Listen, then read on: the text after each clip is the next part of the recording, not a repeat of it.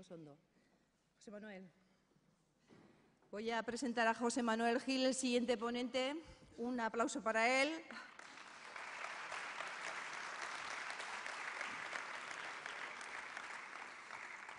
José Manuel, doctor en Psicología Industrial, fundador y presidente ejecutivo de Sinergos, empresa especializada en proyectos de gestión del cambio, profesor de la Deusto Business School desde hace más de 25 años. Yo le decía que él fue en el año 1987, a mí me dio clases en la o sea que fijaros el tiempo. Fijaros qué viejo es.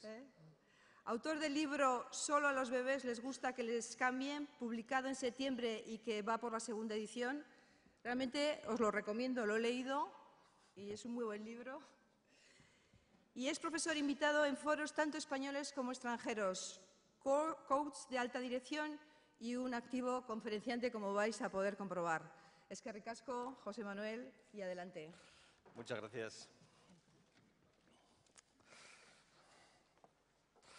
Bueno, antes de nada, muchas gracias a todos porque una mañana tan bonita como esta, en una ciudad tan bonita como esta, hayáis tomado la valiente decisión de estar en un sitio como este en vez de en la playa, que se estaría fantástico. Muchas gracias también a mis compañeros del comité organizador y científico del Congreso, que a pesar de que me conocen, han corrido el enorme riesgo de encargarme esta conferencia. La verdad es que se han arriesgado mucho, ya no tiene remedio el tema, a ver ahora cómo lo arreglamos. Bueno, vamos a hablar de cambio, pero creo que antes de todo deberíamos de empezar por clarificar algunas obviedades. Más que nada por marcar bien el marco en el que vamos a hablar. No sé si alguien tiene dudas ya a estas alturas de la película de que el mundo está cambiando y el mundo está cambiando muy deprisa.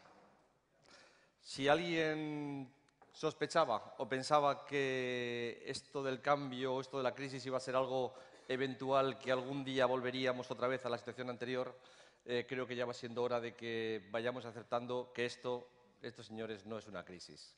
Esto seguramente es todo un auténtico cambio de escenario al que tendremos que acostumbrarnos.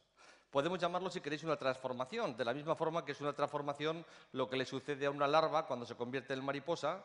Podemos decir que a lo largo de ese proceso hay un momento en el que efectivamente pasa una crisis, pero esto ya dura demasiado tiempo como para que podamos llamarlo crisis. Estamos sufriendo seguramente en todo el mundo y desde luego en nuestra nación claramente una auténtica transformación en la que va a haber cosas que no vamos a volver seguramente a ver nunca más y en las que van a aparecer seguramente novedades. Esto, en principio, no es ni bueno ni malo, simplemente es otro escenario. Por cierto, es el escenario de los jóvenes, el escenario del futuro, el escenario en el que otros triunfarán y el escenario en el que probablemente los que no nos adaptemos fracasaremos. Y esto tiene la gracia y la dificultad de que realmente a fecha de hoy, a 1 de junio, por cierto, bienvenidos al mes de junio, a este día de hoy, a 1 de junio, no sabemos realmente cómo van a ser nuestras organizaciones dentro de 5 años. Significa que dentro de 5 años a lo mejor pasaremos por vuestras antiguas empresas y os encontraréis que allí habitan otras personas, hay otras políticas implantadas, otros criterios distintos, en muchos casos posiblemente habrá hasta otros negocios diferentes y seguramente muchos de nosotros ya no estaremos en ellas. Esto resulta un poco inquietante, pero no es nada más que la evolución natural del mundo. Esto es la forma en la que nos toca vivir. Bueno, vamos a hablar de gestión del cambio y no sé si ya vamos haciéndonos a la idea de que este asunto empieza a ser algo que tiene que ponerse necesariamente de moda. Es decir, durante mucho tiempo hemos considerado la gestión del cambio como un concepto y en recursos humanos tenemos como punto débil la conceptualitis, ¿verdad? Nos encanta hacer malabarismos con los conceptos, pero nos cuesta bastante más el aterrizarlos. Y en este proceso, en este flujo, nos vamos cargando conceptos e ideas. Y uno de los conceptos que nos hemos cargado seguramente ha sido el de la gestión del cambio.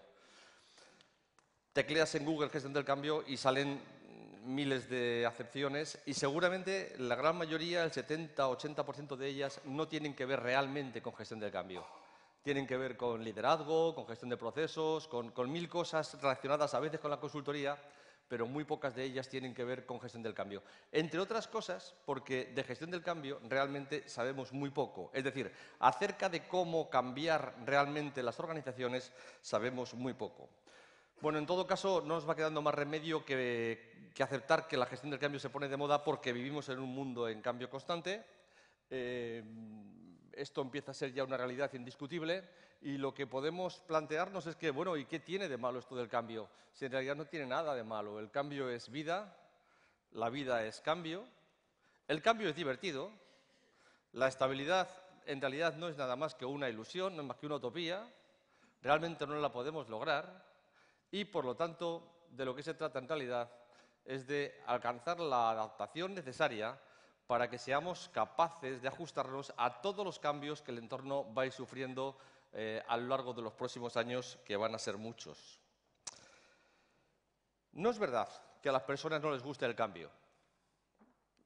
Con frecuencia oigo esta expresión. En mi empresa, a mis empleados, a mis directivos no les gusta el cambio. Bueno, no es verdad porque nunca hemos tenido en nuestra sociedad tantos divorcios, por ejemplo. Nunca se ha viajado tanto. Nunca se ha cambiado tanto de trabajo. Bueno, esto era antes. Nunca se ha cambiado tanto de ciudad. Nunca hemos introducido tantos cambios en nuestra vida como los que introducimos hoy. Pero hay una diferencia que tiene que ver con el título del libro. En este título hay una palabra clave que les animo a que intenten descubrirla. La palabra clave es un les. El segundo les. No es verdad que a la gente no nos guste el cambio. Lo que a la gente no nos gusta es que nos cambien. Otros. Bueno, entre otras cosas porque cuando otros nos cambian nos da miedo. La gran palabra que explica la gestión de las resistencias es el miedo. ¿Y qué es lo que nos da miedo? Nos da miedo que ese equilibrio que personalmente hemos construido a lo largo de toda nuestra vida con tanto esfuerzo, ese equilibrio entre lo que somos realmente y lo que queremos ser, entre lo que hacemos realmente y lo que queremos hacer, entre lo que tenemos realmente y lo que queremos tener, ese equilibrio que sabemos que es tan frágil, se vea amenazado. En la medida en la que pensamos que podemos participar algo en el cambio, que podemos influir algo en el cambio, sabemos que a poca influencia que tengamos podemos salvar ese equilibrio. Y, por lo tanto, cuando podemos o creemos que podemos gestionar el cambio deja de darnos miedo. Por eso decimos que solo a los bebés les gusta que les cambien los otros. Me gustaría recuperar un punto de vista de las organizaciones que creo que tenemos últimamente un poco olvidado. Es el punto de vista de las organizaciones que podemos denominar sistémico. Yo concibo las organizaciones como organismos vivos, como sistemas integrados en los que verdaderamente cuando una parte se mueve, se altera, todo el sistema se ve alterado. Organismos vivos, por lo tanto, que nacen, crecen, se desarrollan en un entorno, en un caldo de cultivo, y todos terminan muriendo, como es obvio.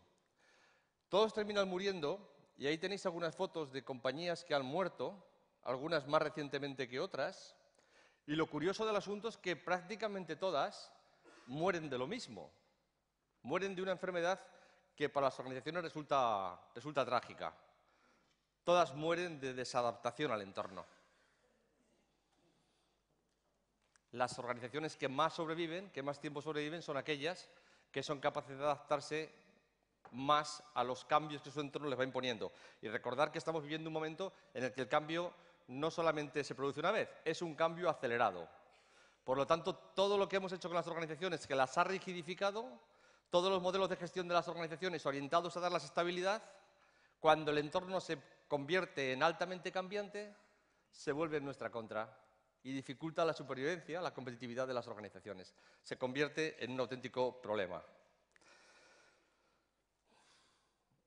Cambio, una palabra, ¿verdad?, con mayúsculas, que con frecuencia no sabemos exactamente a qué se refiere. Mirad, yo voy a proponeros una acepción de la palabra gestión del cambio, de la expresión gestión del cambio muy concreta. Para mí, gestión del cambio es algo tan simple como cambiar la conducta de las personas.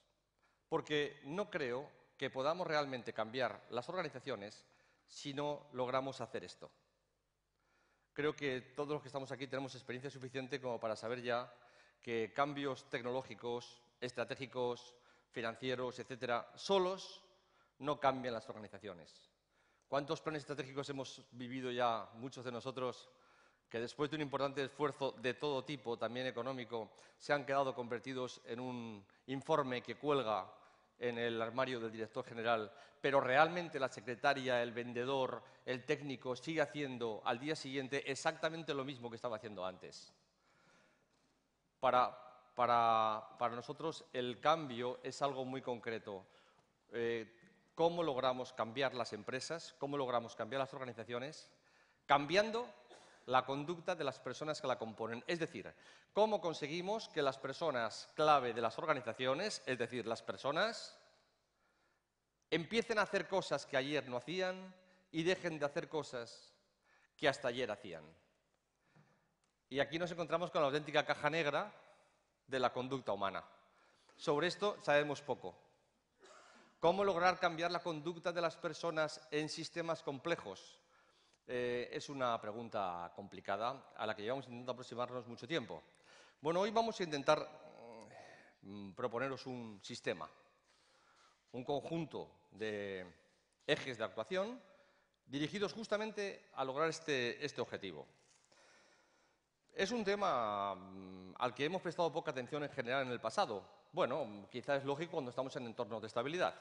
Digamos que hasta ahora no formaba parte tampoco de los programas de las escuelas de gestión, ni de los programas de formación en muchas empresas. Bueno, hoy no nos queda más remedio que meterle mano, ¿verdad? Hagamos una prueba sencilla. Imagínense que les llama su director general y les propone que la empresa necesita incrementar sus ventas un 10%. Una cosa, por cierto, hoy muy frecuente. Para ello, ha llegado el director general en un alarde de brillantez a la conclusión de que los vendedores necesitan incrementar el número de visitas comerciales en un 20%. Imaginaros que nos llaman y nos preguntan: ¿sabe usted qué cambios me ha de proponer para lograr este objetivo? Señor director de Recursos Humanos, ¿sabe usted qué tenemos que hacer para que los vendedores incrementen el número de visitas comerciales un 20%? Y ahora, de las respuestas, descarten, por favor, todas aquellas que realmente no pueden ser aplicadas por un motivo u otro. Y descarten también, por favor, todas aquellas que a su vez son resultados, como por ejemplo incrementar las ventas un 20% en Madrid, que es un resultado parcial. Y díganos qué nos queda. Y si en nuestra compañía tenemos dificultades para responder este tipo de preguntas y el entorno nos está demandando este tipo de cambios, ¿cómo nos lo montamos? ¿Qué es lo que podemos hacer? Bueno, como os decía, en esta conferencia vamos a proponer un sistema para cambiar esto, para cambiar la conducta de las personas en las organizaciones. De tal forma que podamos garantizar que las organizaciones sean capaces de adaptarse a los cambios que el entorno les va proponiendo. Se trata, por lo tanto, de responder a algunas preguntas sencillas, como por ejemplo, ¿cuál es nuestro papel en el cambio? ¿La forma en la que hemos gestionado las empresas hasta ahora nos sirve para el presente y nos sirve para el futuro? ¿Cuál es la relación que hay realmente entre los resultados de la empresa y la conducta de las personas que la componen? ¿Qué dificultades tienen realmente las personas para cambiar? ¿Cuáles son las razones por las que las personas tienen tantas dificultades para cambiar? ¿Cuáles son los frentes básicos de actuación? ¿Cuáles son las palancas de cambio básicas?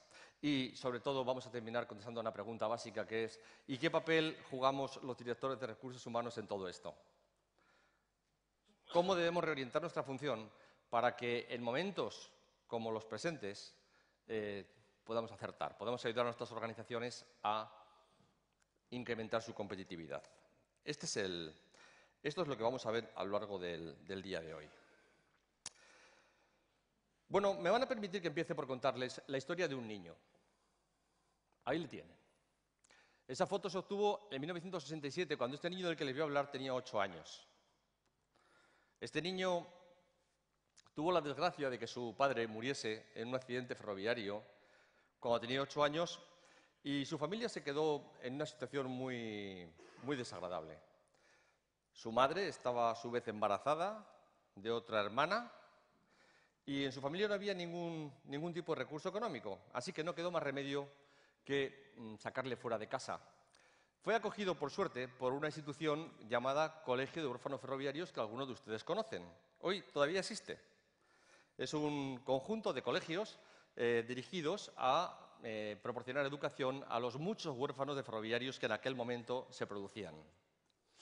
Este niño vivió los siguientes 10 años de su vida fuera de su casa y fuera de su familia, visitando a su familia solamente una vez al año.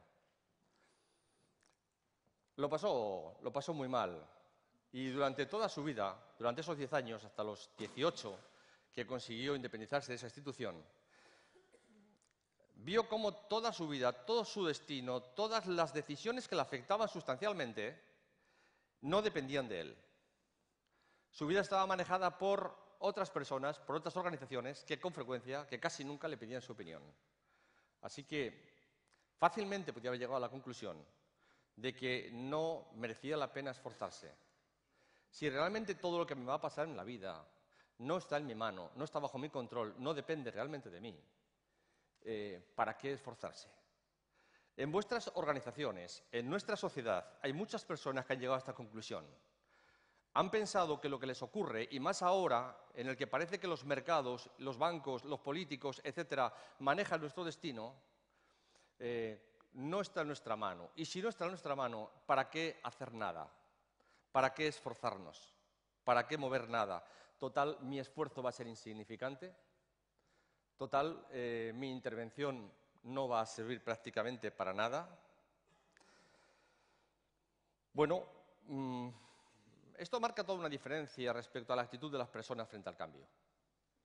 Hay personas que consideran que pueden influir en el cambio de sus empresas, en el cambio de sus vidas, en el cambio de sus familias, y hay personas que piensan que son simplemente simples monigotes en manos del destino, por lo cual no merece la pena esforzarse. Aquí en San Sebastián encontramos con frecuencia personas que se quejan porque llueve mucho. La pregunta que otros nos hacemos es, cuando llueva más, la única pregunta que podemos plantearnos es ¿cuál va a ser mi posición? ¿Cuál va a ser mi mejor situación ante esa realidad que no puedo realmente cuestionar? Mirad estas dos fotografías. Corresponden a dos empresas reales. Como si fuese un juego de estos del periódico, les animo a buscar las diferencias. Bueno, claro, en realidad casi les tendría que animar a buscar las semejanzas. La de la derecha, la de mi derecha, la de su izquierda, es una antigua fábrica de Volkswagen. La otra es las actuales oficinas de Google. ¿En qué se parecen? Pues realmente en muy poco, ¿verdad? Casi diríamos que en nada. Veréis, no se parecen ni los medios de producción, ni la distribución de los espacios, ni el tipo de personas que trabajan, ni la cantidad de personas que trabajan, ni lo que hacen las personas, ni cómo es su negocio, ni cómo ganan dinero, ni cuáles son sus mercados, ni cuál es su cliente. No se parecen en nada, solamente se parecen en que las dos son empresas, en que las dos intentan ganar dinero y algunas lo consiguen con bastante éxito. Y sin embargo, cuando analizamos el back office de esto, cómo estamos gestionando estas dos empresas, nos llevamos una gran sorpresa. Las dos empresas, la del siglo XIX y la del siglo XXII, la del siglo XXI, se parecen demasiado.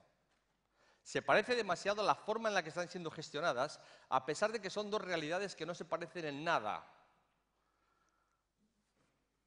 Se parecen demasiado porque las dos están siendo gestionadas con paradigmas de gestión del pasado. Con paradigmas de gestión que tienen que ver con la búsqueda de la estabilidad.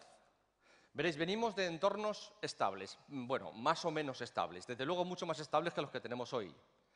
Y hemos desarrollado con mucho tiempo y con mucha paciencia todo un modelo de cómo gestionar empresas dirigido a la estabilidad. Hoy nos encontramos con que el entorno nos ha cambiado. Como decía alguien, cuando empezábamos a tener las respuestas a las preguntas, van y nos cambian el enunciado. Ahora que nos han cambiado el enunciado, ahora que el entorno no es el mismo que antes, seguimos gestionando las empresas igual que antes. Por ejemplo, ¿se acuerdan de todos los esfuerzos que hicimos por el tema de la gestión de la calidad? Todos los procesos de gestión de la calidad, las famosas certificaciones. Bueno, en su momento nos ayudaron, sin duda, porque nos vino bien ser conscientes de que teníamos que meter método en ese tipo de cosas, ¿verdad? Pero también hoy sabemos que muchas empresas se han dado cuenta enseguida, en los primeros albores de los cambios, que todas esas certificaciones les estaban rigidificando.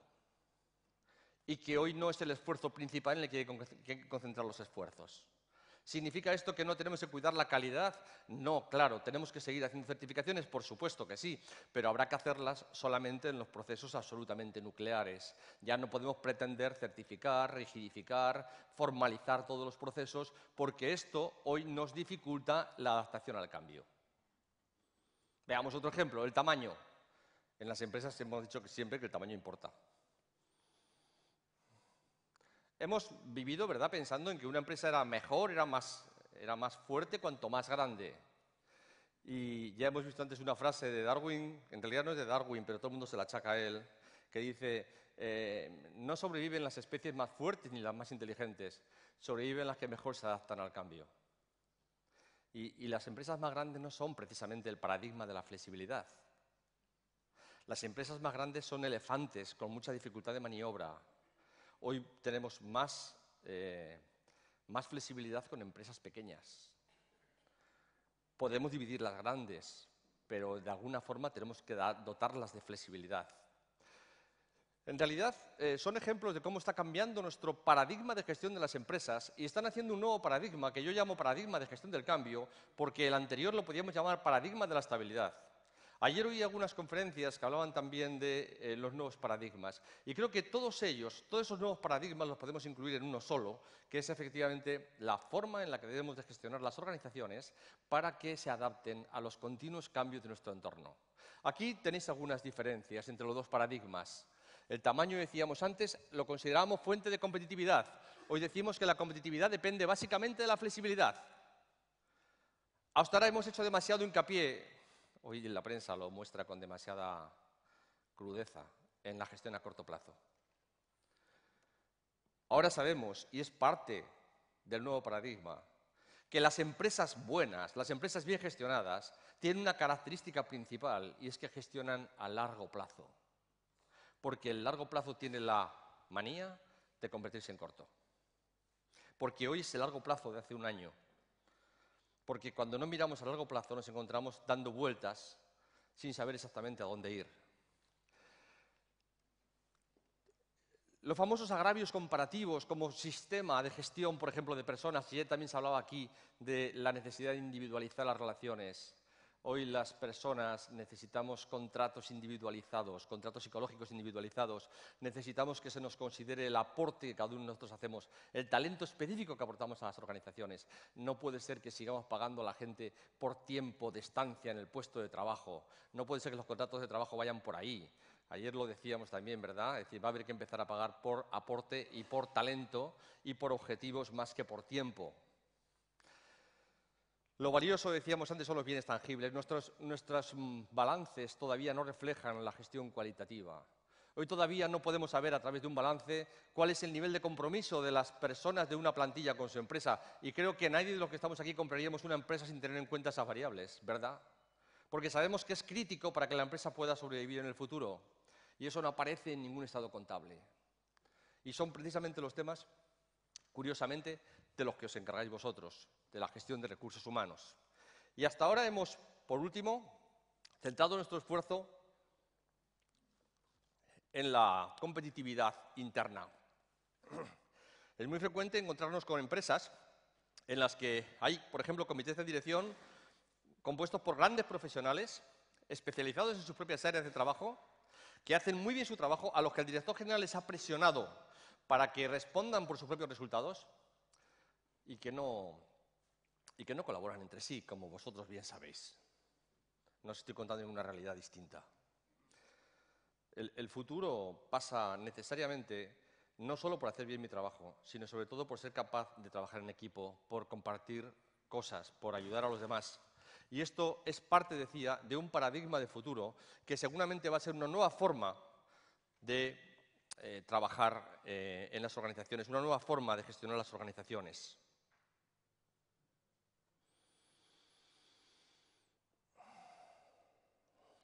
Bueno, permítanme que les cuente una fábula, una historia. En este caso se trata de una fábula samurái.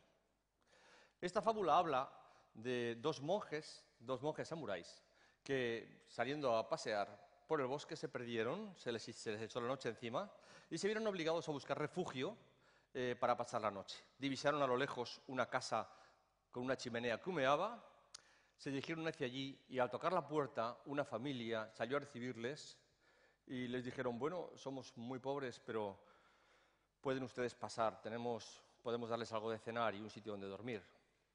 Durante la cena, que consistía en un tazón con leche exclusivamente, el maestro samurái preguntó a sus anfitriones: ¿y ustedes cómo viven? ¿De qué viven? Y dijo: bueno, tenemos una vaca, y la vaca nos da leche, con la cual nos alimentamos, y los excedentes los vendemos en el pueblo y los intercambiamos por otras cosas que necesitamos. Fueron a dormir en el establo de la vaca, no había otro sitio. A la mañana siguiente los samuráis madrugan mucho, se levantaron antes que los demás, iniciaron el camino y el discípulo le preguntó al maestro: maestro, qué buena gente, ¿verdad? Nos han dado todo lo que tenían.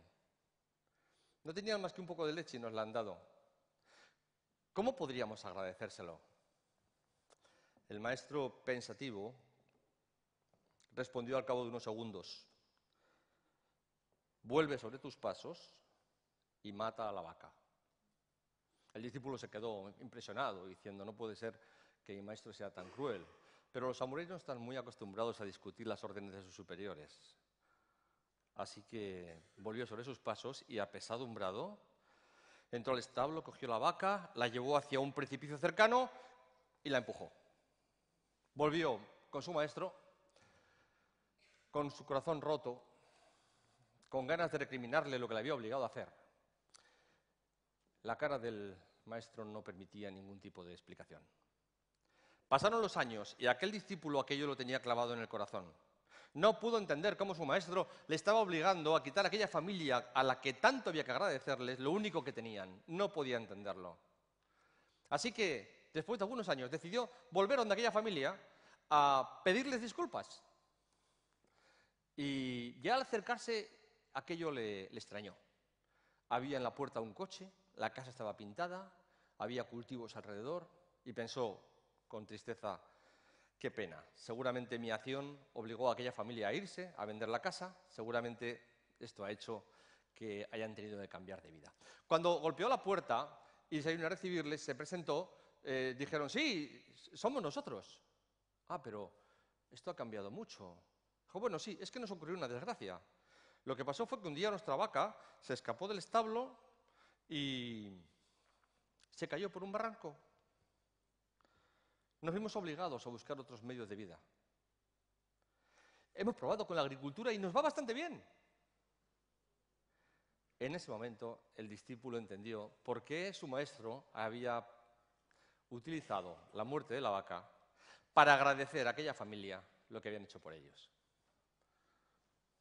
No vamos a poder poner en marcha ningún proceso de cambio de los que necesitamos sin romper vacas en nuestras empresas, sin cuestionarnos realidades, estructuras, paradigmas que hoy consideramos prácticamente sagrados. Y en todas nuestras organizaciones, y en todas nuestras familias, y en toda nuestra vida, hoy tenemos una gran dificultad para cambiar, que son la cantidad de vacas que nos vamos a ver obligados a matar con gran dolor de corazón, seguramente a corto plazo, porque son las que nos han dado la supervivencia en el pasado y que, sin embargo, va a ser lo único que nos va a garantizar el poder explorar nuevas iniciativas y nuevas vías. Los paradigmas son seguramente la principal dificultad que tenemos en las empresas para cambiar, decía, y por lo tanto es lo primero que tenemos que cuestionar antes de iniciar ningún tipo de proceso de cambio. Volvamos ahora un poco a la pregunta que he lanzado al principio. ¿Y cómo relacionamos realmente la conducta de las personas con los resultados de la organización? Observen este gráfico. Imagínense la situación típica de una comida de Navidad en cualquier empresa, ¿verdad? En el momento más inadecuado, como siempre, el director general toca con la cucharita en una copa, pide silencio, se levanta y dice algo así como: bueno, este año vamos a conseguir un incremento de facturación de un 2%, vamos a lograr una cuota de mercado del 3%, o, todavía peor, o vamos a lograr incrementar sustancialmente la calidad de servicio de nuestros clientes. Todo el mundo aplaudimos, nos quedamos encantados con lo que se ha dicho, y inmediatamente le metemos mano al jamón. Porque todo el mundo pensamos que ese objetivo lo van a hacer otros, que eso no va con nosotros, ¿verdad? Que eso no va directamente para mí, que yo no tengo que hacer nada. Los objetivos, la palabra objetivos, por cierto, es enormemente confusa porque significa tantas cosas que en realidad significa muy pocas. Los objetivos corporativos no sirven para nada como no seamos capaces de traducirlos a conductas concretas que las personas tienen que hacer para lograrlos. Y por el contrario, hay una forma segura de que cualquier empresa logre cualquier objetivo corporativo que se proponga, y es que logre traducirlos a resultados de equipos. Y hay una forma segura de que cualquier empresa logre los resultados de sus equipos, que es que logre traducirlos a resultados individuales. Los resultados, en general, corporativos, de equipo, individuales, en las empresas nos gustan mucho. Pero a vuestros hijos no los gestionáis así.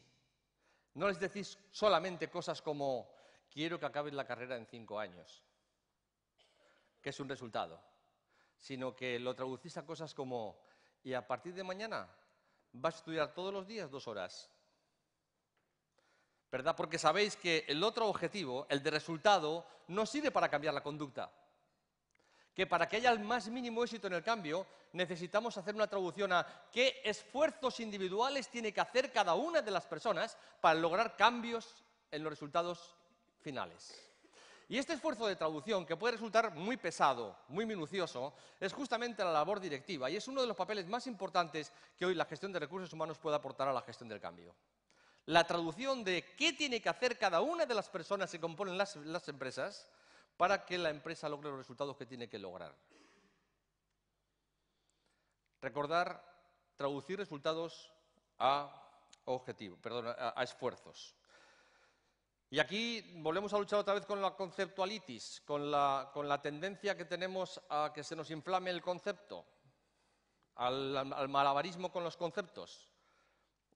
Yo soy muy partidario de que o traducimos un concepto a lo que tenemos que hacer concretamente y quién lo tiene que hacer, o no perdamos el tiempo, de verdad, con grandes conceptos que en realidad no nos hacen nada más que confundir. Bueno, hay muchas maneras de hacer esto. Desde luego no es la definición de puestos de trabajo la herramienta que les propongo. Todos sabéis para qué sirve y cómo acaba esto. Pero sí que os propongo, por ejemplo, dotar a cada persona de un cuadro de mando en el que quede claramente definida, si es posible en una frase, la misión de su puesto de trabajo, es decir, para qué están en la empresa, para qué les pagamos. Para que la gente más que nada no se vea en la obligación, en la necesidad de tener que adivinarlo. Sí que les propongo que en ese folio en el que podemos dotar a cada persona, en ese folio figuren cuáles son los 4 ámbitos de responsabilidad críticos. Los 4 ámbitos en los que deben centrar su tiempo, sus 4 prioridades. No me interesa definir en ese folio todo lo que una persona tiene que hacer, porque eso va a cambiar mucho, pero sí me interesa definir lo nuclear del puesto de trabajo, lo absolutamente crítico. Eso sí que es fundamental. Y necesitamos incluir en ese esquema un conjunto de indicadores de esfuerzo objetivos, no más de 10 o 15 por puesto de trabajo, que le permitan a cada persona hacer una automonitorización de si está haciendo o no lo que debe hacer en su puesto de trabajo. Es una herramienta como otra cualquiera, pero alguna tenemos que tener para decirle a cada persona lo que esperamos de ellas. La gestión de expectativas es crítica y es la base de cualquier mecanismo, de cualquier sistema de gestión de personas. Sin ella, construir luego encima cosas como la gestión de competencias resulta un poco problemático, ¿no? ¿Cómo sabemos lo que la gente tiene que tiene que saber o tiene que ser capaz de hacer cuando no sabemos lo que tienen que hacer realmente? El orden sería justamente el contrario, ¿verdad? Bueno,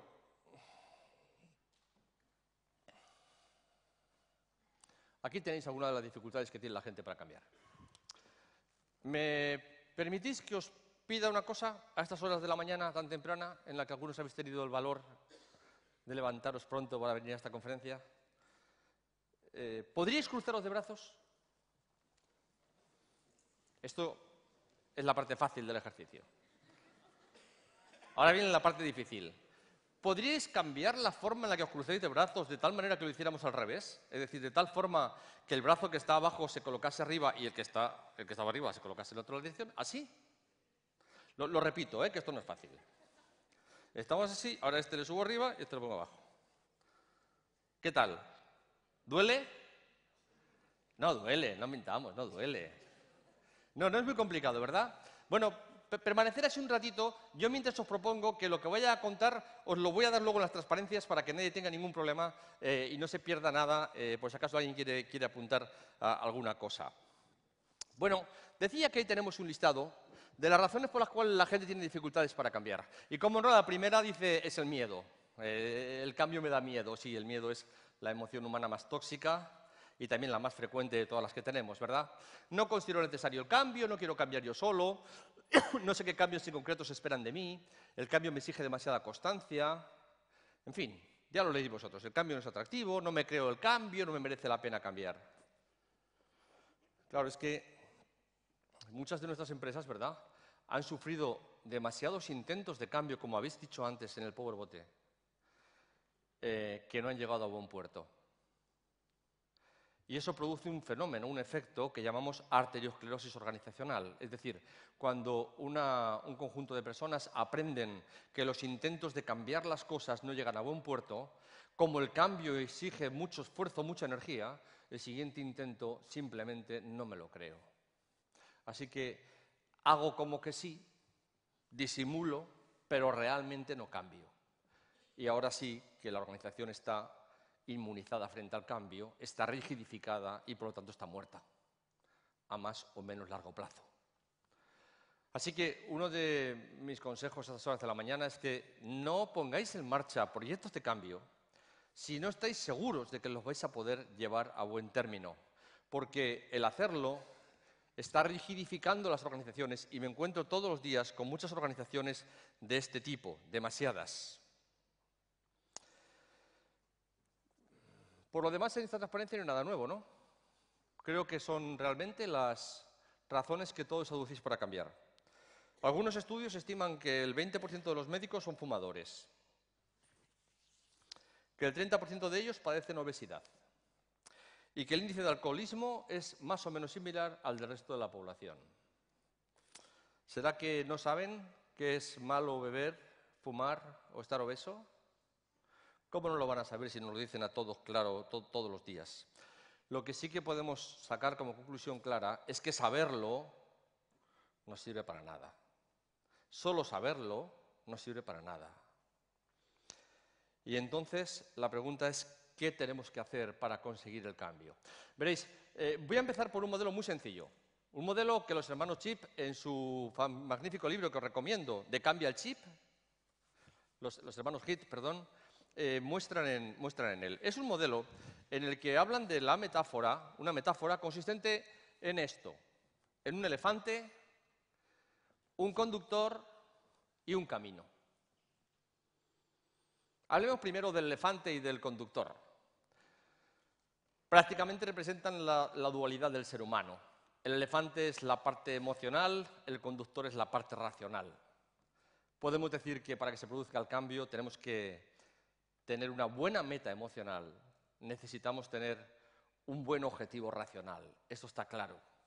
Pero recordemos una cosa, en esta pareja, entre el elefante y el conductor, el poderoso de verdad, el que gana siempre, es el elefante. El elefante va donde quiere. Si quiere obedecer al conductor, lo obedece, pero solo si quiere, porque el verdaderamente poderoso es él. El sistema emocional, el sistema impulsivo, es el que hace que nuestra conducta esté orientada a la satisfacción a corto plazo de los impulsos. El sistema reflexivo, el sistema más racional, es el que intenta mirar por el largo plazo. Así que ese problema que nos encontramos todos al llegar a las 7 de la tarde cuando vamos a casa en la puerta del frigorífico, en el que por una parte decimos, no debería abrir esta puerta, pero por otra parte decimos, pero es que hoy no he comido, y he comido mal y tengo hambre. Esa exactamente es la pugna entre el elefante con toda su fuerza y el conductor que le dice, no abras la puerta, te propusiste este lunes una vez más hacer régimen. No abras la puerta porque luego te vas a sentir muy mal. Sí, pero ahora mismo me siento muy mal como no la abra, dice el elefante. ¿Y sabéis quién gana siempre en esta pelea, no? Siempre gana el elefante. Como el elefante quiere abrir la puerta, no hay conductor capaz de pararle. Es imposible. Es lo que nos pasa cuando intentamos encender un cigarro y nuestra cabeza nos dice, no, que estabas dejando de fumar. Y el elefante dice, que ya, pero que lo voy a encender.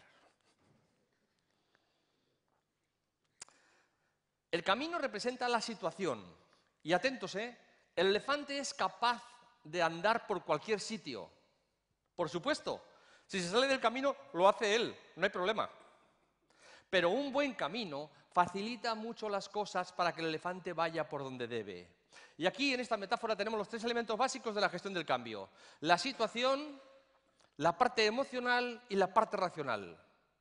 El único problema que tenemos con este modelo es que debemos darnos cuenta de que la parte racional requiere una cantidad de energía tremenda.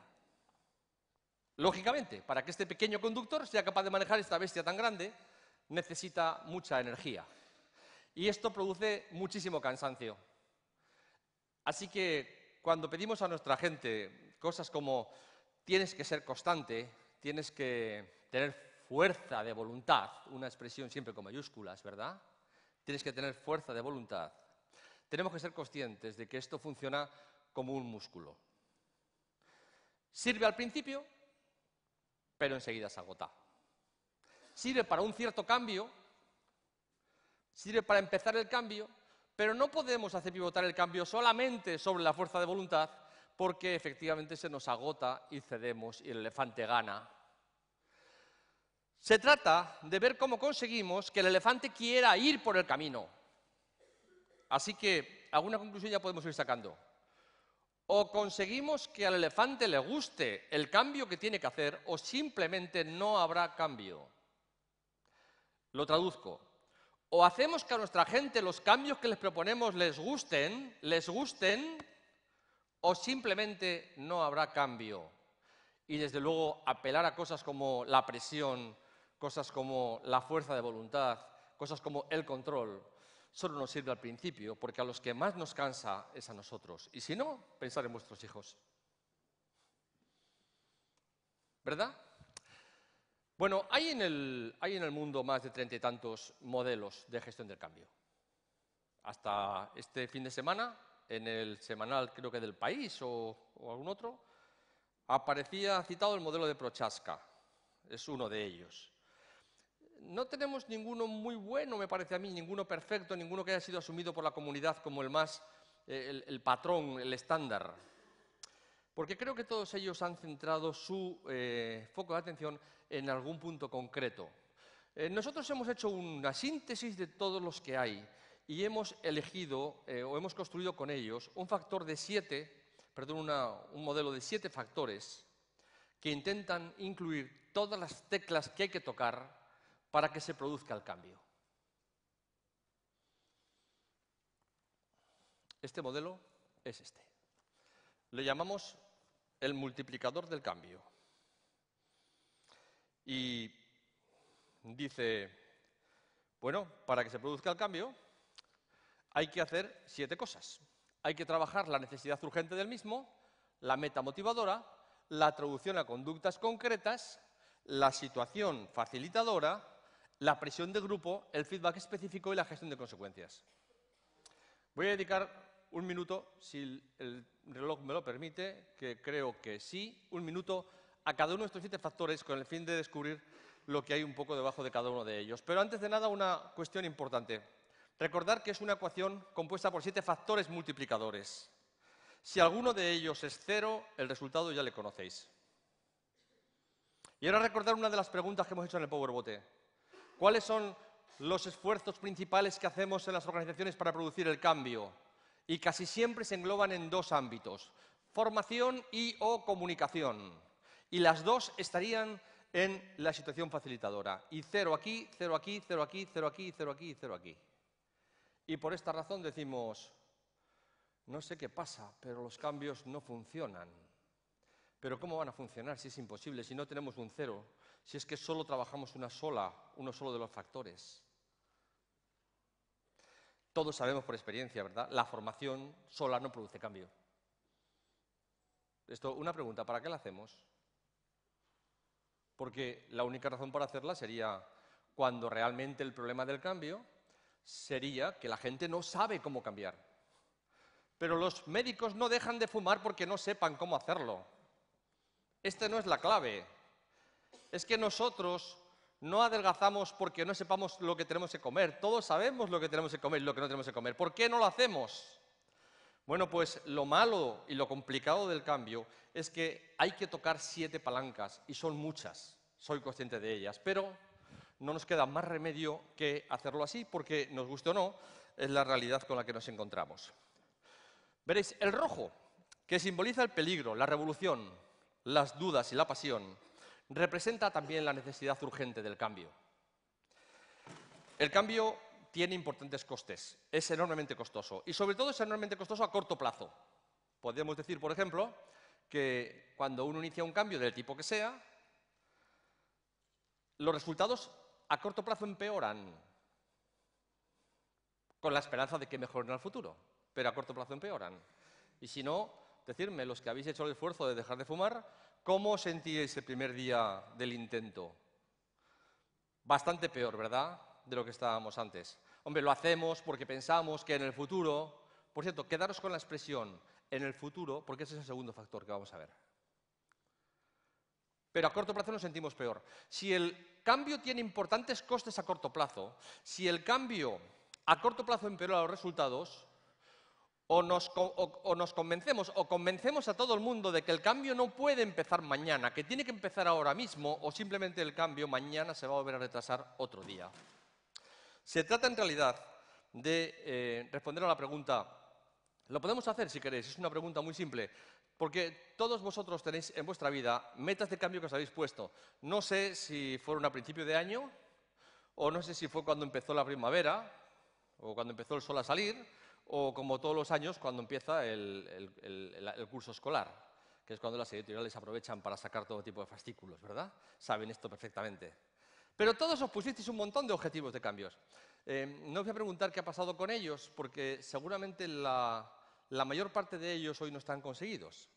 Y esto, por cierto, os llena de frustración que no os ayuda para las siguientes experiencias. Lo que sí que os voy a preguntar es, ¿por qué no los iniciáis hoy mismo? ¿Por qué no hoy mismo? ¿Por qué no ahora mismo? Los que pensabais dejar de fumar, ¿por qué no habéis fumado ya vuestro último cigarro? Los que pensabais empezar a adelgazar, ¿por qué no vuestra siguiente comida la tomáis como una gran oportunidad para adelgazar? ¿Por qué no empezamos ya? Bueno, ya veis, como no consigamos inocular la necesidad urgente del cambio, un aspecto en el que John Kotter, por ejemplo, hace muchísimo hincapié, como no consigamos inocular esto en las empresas, no hay cambio posible. ¿Y sabéis qué es lo que nos ocurre en las empresas? Nos da miedo que si, por ejemplo, trasladamos la información del entorno, la información del mercado, la gente se nos desmotive.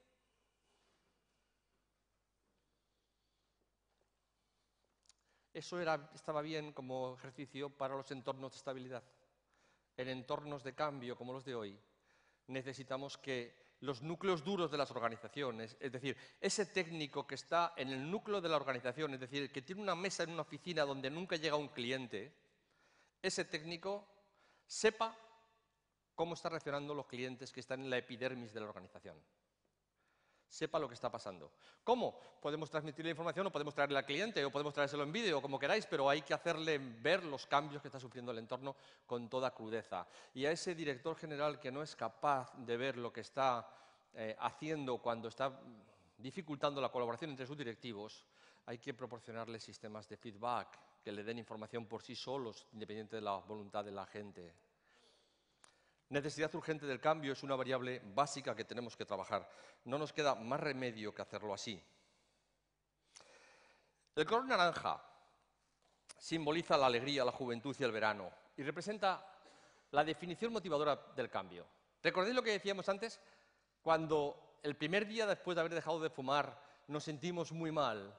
Solo nos anima el pensar que en el futuro nuestros pulmones estarán bien y que tendremos una vida más saludable. Esa meta motivadora tiene una capacidad de cambio, una capacidad de transformar la conducta de tal calibre que, por ejemplo, los suicidas islámicos llegan, pues eso, hasta matarse pensando en el que les espera un paraíso con 72 vírgenes. Yo siempre me pregunto, ¿para qué quieren más de dos? La meta motivadora del cambio es realmente un elemento que es capaz de cambiar la conducta de las personas súper rápidamente. De hecho, pensar como lo hacéis vosotros y pensar cómo han funcionado vuestros propios cambios. Cuando habéis tenido cambios que han funcionado, habéis tenido necesidad de crearos en vuestra cabeza imágenes a las que agarraros en los momentos de dificultad. Imágenes a las que recurríamos continuamente cada vez que el coste del cambio no resultaba excesivo. ¿Sí o no? Y ahora pensar cómo lo hacemos en las empresas. ¿Cuál es la meta motivadora del cambio? Vamos a reducir los costes un 10%. ¿Y eso a quién pensáis que motiva? Vamos a incrementar la facturación un 15%. Objetivos racionales. Y alguno dice, sí, pero esto es muy complicado. Bueno, es verdad que generar metas motivadoras es muy complicado. Hay que hacerlo a través de sesiones de brainstorming o de sesiones de creatividad, que no son fáciles. Pero recordar aquella vieja historia de aquel caballero medieval que iba por un camino y que se encontró a una persona picando piedra. Y que le preguntó, ¿qué haces? Y dijo, aquí estoy, picando piedra. Avanzó unos kilómetros, encontró a otro haciendo exactamente lo mismo y le preguntó, ¿y tú qué haces? Y dijo, estoy construyendo una columna. Y unos kilómetros más allá se encontró con una tercera persona a la que a la misma pregunta respondió, estamos construyendo una catedral. Hombre, no se pica igual piedra si se pica por picar que si se pica por construir catedrales. Y habrá que exprimirse las meninges para que nuestra gente encuentre una meta que le haga que le merezca la pena levantarse cada día. Yo tengo una empresa cliente que se dedica al sector de la limpieza y tienen personas que se encargan de la limpieza de los quirófanos. Había una señora de la que era necesario un nivel de calidad específico y muy alto porque trabajaba en un quirófano muy sensible. Y un día un cirujano le explicó a esta señora que la mortalidad en los quirófanos dependía más de la calidad de su limpieza que de la habilidad del cirujano. Desde entonces esta persona salía por las mañanas y les decía a sus hijos, voy a salvar vidas. Y va a fregar, pero no se friega igual fregando por fregar que fregando por salvar vidas. Y un último ejemplo, todos recordáis la reciente campaña de Sarkozy. No sé si debería haber utilizado el ejemplo porque un éxito no fue. ¿Recordáis cómo aparecía siempre en público? Siempre aparecía con un eslogan detrás que decía en francés, la Francia fuerte, Francia fuerte. Una imagen que en Francia tiene mucha fuerza, aquí tendría menos. Francia fuerte. Estas imágenes motivadoras, y recordar que no son frases solamente, son imágenes. Estas imágenes motivadoras son imprescindibles para que el cambio tenga éxito. Si a la gente le proporcionamos una imagen de este tipo a la que agarrarse cuando los costes del cambio arrecien, no va a haber posibilidad de producir ese cambio. La meta motivadora. De la traducción a conductas concretas voy a contaros poco porque ya hemos hablado algo de ello. Lo he representado por el color amarillo, símbolo de la luz, del sol y del futuro. Y se trata de hacer, si queréis, lo contrario que en el paso anterior. Si antes hemos centrado nuestros esfuerzos en definir una meta, ahora el cambio nos exige que definamos el comienzo, los primeros pasos. ¿Qué es lo que tenemos que hacer? Por ejemplo, ¿Alguien sabe lo que tiene que hacer un vendedor para vender más? En vuestras organizaciones seguramente hay gente que lo sabe. Hay gente que sabe que tiene que hacer 20 llamadas diarias o que si vende coches tiene que invitar a los clientes a subirse al automóvil o que tiene que hacer un mailing cada semana. Esta traducción necesitamos hacerla. El color verde representa la esperanza, la naturaleza, la salud y la vida. Y viene a transmitir la necesidad de que generemos situaciones en las que el cambio sea fácil. Es muy complicado pedirle a alguien que adelgace si está todo el día metido en una cocina. Es muy complicado pedirle a alguien que empiece a manejar un ERP cuando antes no ha tenido ningún tipo de formación informática. Es muy complicado pedirle a alguien que de repente consiga objetivos demasiado elevados para ellos. Podemos trabajar la variable tiempo, la variable espacio fundamental y la variable soporte. Aquí es donde suele estar la formación. Es necesaria, sin duda alguna, pero todos sabemos que no es suficiente. Tenía un vídeo, pero yo no me deja. Me dice que vamos tarde. Me lo voy a saltar prácticamente. El cuarto de los factores es la presión de grupo. La presión de grupo lo tenemos simbolizado por el color azul de la mente, de la noche, del cielo, del mar, también de la seguridad y de la tranquilidad. Y lo puedo sintetizar rápidamente en una frase. Nadie quiere cambiar solo. Y esta es la razón por la que en muchas organizaciones producir cambios resulta prácticamente imposible. Pero recordar que tampoco nadie quiere ser el único en no cambiar. Si conseguimos crear coaliciones, grupos que se van ampliando paulatinamente, si conseguimos trabajar las evidencias del cambio, si conseguimos trabajar las expectativas de las personas hacia el cambio, podremos modificar la conducta de una manera impresionante. Y sistemas de feedback, nadie intenta adelgazarse en una báscula, ¿verdad? Y por último, gestión de consecuencias. La gestión de consecuencias, que la hemos representado, como veis, por el color violeta, símbolo de las mujeres, de la dignidad y de la magia, es un buen factor de cambio. Podemos sintetizarlo diciendo, mucha gente no cambia, no porque no sepa cómo tiene que hacerlo, sino porque simplemente no le merece la pena. ¿Qué ganan las personas cambiando y qué pierden cambiando? ¿Y qué ganan cuando no cambian y qué pierden cuando no cambian? En muchas organizaciones el cambio es contra natura. En muchas organizaciones, cuando les pedimos a la gente que haga cosas en contra de las consecuencias que obtienen por ello. ¿Qué pasa en las empresas cuando alguien no cumple un compromiso? Por ejemplo, se han quedado con su jefe en que va a haber un informe y una fecha concreta y no lo hay. ¿Qué pasa? En la mayor parte de las empresas no pasa nada. Y luego me llama el director general y me dice, ¿cómo podemos cambiar esto? No, ¿cómo puedes tú empezar a hacer cosas que antes no hacías y empezar a hacer cosas distintas a las que haces actualmente? Bueno, aquí tenéis la síntesis de los factores. No tengo mucho tiempo para contaros. Lo que sí que quiero es, previamente, deciros que algunas personas consideran que efectivamente el cambio no es algo que vaya con ellos, que ellos no pueden hacer nada por introducir el cambio en sus organizaciones. Y por eso quiero, por penúltimo, quiero proponeros el siguiente vídeo. Es un vídeo de un clip indio de música comercial.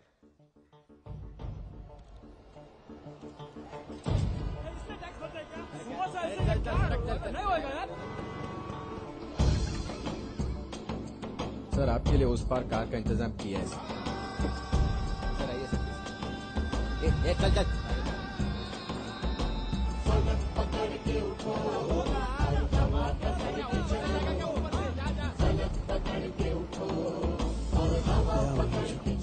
I hate this country. तुम चलो तो हिंदुस्तान चले तुम चलो तो हिंदुस्तान चले तुम चलो तो हिंदुस्तान चले तुम चलो तो हिंदुस्तान चले लगा हाथ के सूरज सुबह निकाला करे हथेलियों में भरे धूप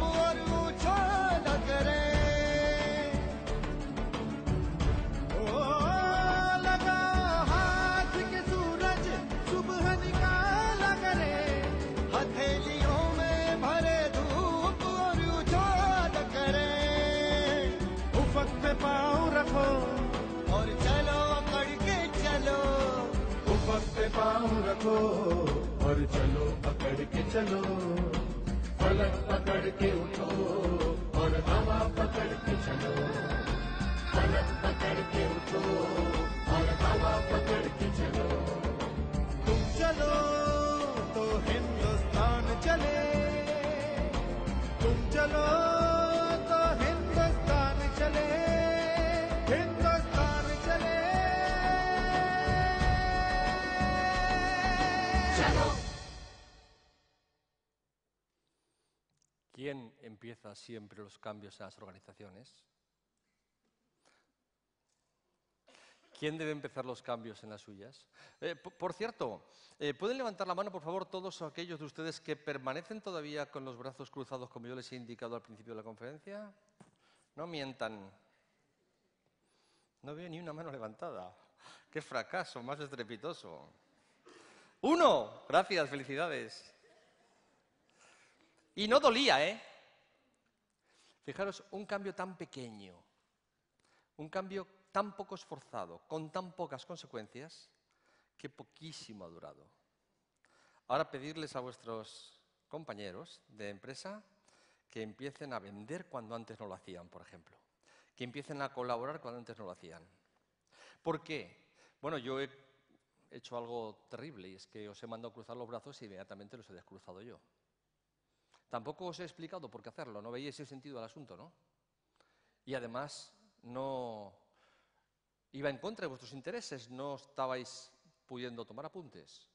Bueno, podemos hacer una lista de 15 razones, las mismas que os van a dar vuestros empleados para no hacer los cambios que cada día les pedís. Voy a terminar esta intervención contándoos una última fábula. Una última historia. Es la historia de un escritor que se retiraba a una caseta, a una casa pequeña de una playa para escribir tranquilamente. Una mañana se levantó y paseando por la playa divisó a lo lejos una figura que hacía movimientos extraños. Parecía alguien que bailaba. Según se fue acercando, descubrió que era un joven que lo que hacía era agacharse, coger las estrellas que la marea, la retirada de la marea había dejado al sol y lanzarlas al mar para evitar que se secaran y murieran. Se acercó y le dijo, ¿qué haces? Dijo, bueno, estoy intentando salvar estrellas. Dijo, pero esto no tiene sentido. La playa tiene muchos kilómetros y nunca vas a poder salvarlas a todas. Bueno, el joven solo le miró, le sonrió, se agachó, cogió otra estrella, la lanzó y dijo, para esa sí tiene sentido. Dice la historia que al día siguiente este escritor se levantó por la mañana y sin decir nada se fue junto al joven y se puso a lanzar estrellas al mar. Muchos de ustedes, insisto, pueden llegar a la conclusión de que no pueden hacer nada por la gestión del cambio, que sus empresas son demasiado grandes o que su capacidad de maniobra es pequeña, pero yo quiero aprovechar la oportunidad para decirles que si ustedes no están ayudando activamente a que su empresa cambie, y para responder a esta pregunta habría que preguntarle a su jefe o a sus empleados, ustedes y la empresa tienen un pequeño problema. Y más tarde o más temprano la empresa va a resolver ese problema. Permítame que termine esta conferencia leyendo los 2 últimos párrafos del libro que acabo de publicar. No olvidemos que todo lo que acabamos de ver no está dirigido a que lo implanten otros. Todo empieza por cada uno de nosotros. Pero por hacernos conscientes y responsables de nuestra conducta cada día. De lo que hacemos y de lo que no hacemos. Sin olvidar que todo lo que no mejora empeora. Y que, por tanto, si no hacemos nada por mejorar nuestras propias conductas y nuestro entorno, nadie lo puede hacer por nosotros. No es aceptable quejarnos, pedir disculpas, pedir a los demás que nos den trabajo, que nos motiven, que nos cambien o que lideren el cambio. Tú eres el líder de tu vida, el motor de tu cambio, el dueño y la víctima de lo que hagas y de lo que dejes de hacer. Toma las riendas hoy mismo y atrévete a cambiar todo lo que no te guste. Solo el tiempo te dirá que acertaste. Y si en algún momento del futuro piensas que no fue así, espera un poco más, porque la vida es cíclica y está llena de sorpresas. Muchas gracias.